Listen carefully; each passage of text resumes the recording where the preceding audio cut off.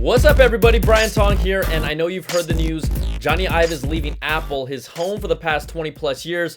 I'm wearing this shirt just kind of in honor of everything he's accomplished and starting his own design firm called Love From. It's two words put together as one because that's way cooler. But Apple's official announcement says that they will be one of his primary clients. You know, we'll see how that really plays out. But this is absolutely the end of an era at Apple, and one of the last remaining figures from the SJ days is now gone. But before we jump into it, this video is brought to you by Squarespace. Whether you need a domain, website, online store, or all three, think it, dream it, make it with Squarespace. Now, let's take a moment to look back because the rebirth of Apple can really be directly attributed to this killer combo of Steve Jobs and Jony Ive. Now, if you recall, I was ready to leave sometime then in 1997, and then SJ returned to the company that he built, and the first product together, you know what it is, the iMac. I mean, that thing was pure beauty. It was like this perfect, colorful gumdrop, and everyone ate it up. Now, the next hit, come on now, this thing. This is the original iPod. This is actually my very first iPod that I bought. It's the original. It still works today, if you can see. It still connects to iTunes. And this thing is still just a piece of art. I didn't go to eBay to get one. This has been my baby from the start. I love this thing. And this stuff just takes me back when I look at it. And you really have this emotional connection to it. But that's also like how amazing the design was. The iPod was advertised to be the size of a deck of cards. And it was slick as hell. But then quite possibly Ive's greatest contribution to society, his pronunciation of aluminum. Aluminium is naturally strong and lightweight. We believe this aluminium alloy, aluminium hinge, aluminium unibody enclosure, solid piece of aluminium, high grade aluminium, solid slab of aluminium, an aluminium. Aluminium. Yes, you know, it just rolls off the tongue. And I've always talked about how Steve Jobs had a vision, right? And he would give parameters for Ive to work within, and we all benefited from this care and anal retentiveness that both of these men had. You know, they made each other better, and they made people fall in love with tech, right? That iMac with the neck and screen. Remember the one, the Pixar-looking iLamp Mac design? That happened after SJ and Ive were inspired by sunflowers in Jobs' garden. And that's a true story. I will always remember reading about that because it really illustrates how amazing their partnership was. Now, let's talk about after the iPod. You know where we're going to go here. The original iPhone, this thing here, the game changer. This guy, look how far it's come. We go from here to this. This phone absolutely blew my mind when it came out. It blew everyone's mind, and it's the reason why many of us are locked into this ecosystem today. And then you start getting a little bigger here, and we're talking about the original iPad, the most elegant tablet that you had ever seen at that time. People poo-pooed it originally. I loved it, but there was just this like real vision with all these products, new tech, new form factors, and new inspiration for design. So, you know, I pulled these things up here because you get my point. There were so many iconic hits.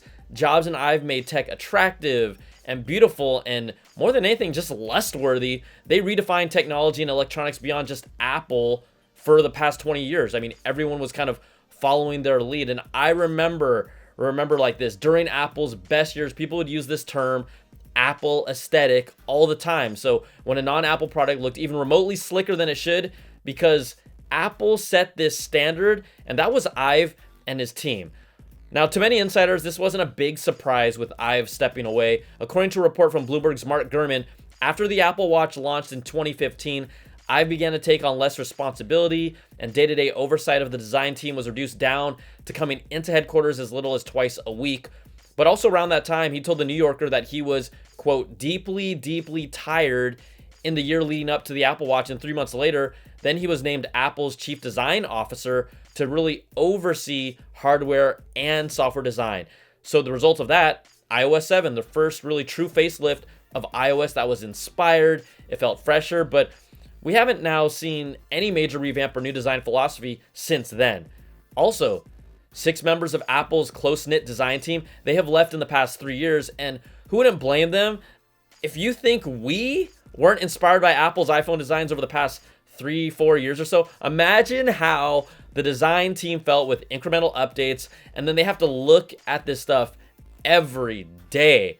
Like, I don't blame them. You know, pushing forward with new technology also pushes design forward We know that Apple is kind of doing this like slow burn for a while, and that hasn't been happening, right? No real big innovations over the past few years, whether it's the tech available or not. Especially think about this: once we got to the 6, then the 6S, and then the 7 and the 8.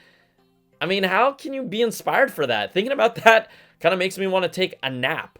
So Gurman's report says not much will change because Apple has been operating with partial input from Ives for a few years, according to his sources. So, all right, maybe I'll take back all the horrible things that I said about the Apple battery case and the notch. Good Lord, that notch, because those two things are ugly. But you know, really, I prefer to remember the good things about Ives' time at Apple. Not good, honestly, absolutely great things. I mean, come on. What a legacy that he's left. Jobs and Ive are the reason why many of us fell in love with tech and why we're so passionate about a tech, and we should all be thankful for that. So from all of us to you, I personally like to say thank you, Jony. But then did you really sign off on the back of that iPhone 11? You know, that three-eyed camera bump looking thing? Honestly, I just want to know that one last thing before you leave, Jony, because it is killing me, bro. It's really killing me. Like, it's just so bad. It is so bad. So, okay, all right. If you like this video, you know the drill. Thumbs up, subs up, hit that notification bell to get all my latest videos. Also, I'd love to see in the comments, what was your favorite Jony Ive design? I think there's so many that stand out. Put them in the comments. I want to see them all. And thanks again to Squarespace for sponsoring this video. Squarespace has a wide range of sleek templates to create an online presence and strong identity for yourself. You can create these amazing websites with their all-in-one platform. There is nothing to install, patch, or upgrade ever. Plus, you'll also get Squarespace's award-winning 24/7 customer support. Squarespace also makes it easy to transfer your domain name to them. And if you're looking to create an online store, that's something that I'm looking into doing. You can manage your products, orders, and inventory easily through them as well. So check out squarespace.com for a free trial. And when you're ready to launch, go to squarespace.com/BrianTong to save 10% off your first website or domain name. That's squarespace.com/BrianTong. And if you want to dig deep inside the world of Apple, check out my weekly Apple Bits XL audio podcast, where we really go deep into the stories that matter. And you can support all of my independent content, including the podcast and more, at patreon.com/BrianTong. All right, everybody, there you have it. Jony Ive leaving Apple. Truly, again, the end of an era. So thanks for watching. Take care and be safe. We'll see you.